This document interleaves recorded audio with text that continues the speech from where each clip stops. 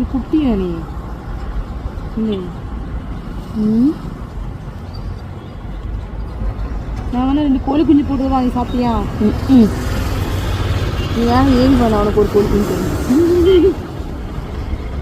கோழி குஞ்சு பிடிச்சிட்டு போயிடாம.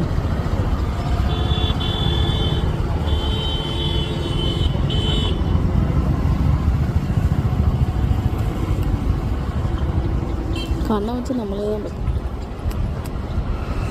கீரி பிள்ளை தான் குபேரருடைய வாகனம்.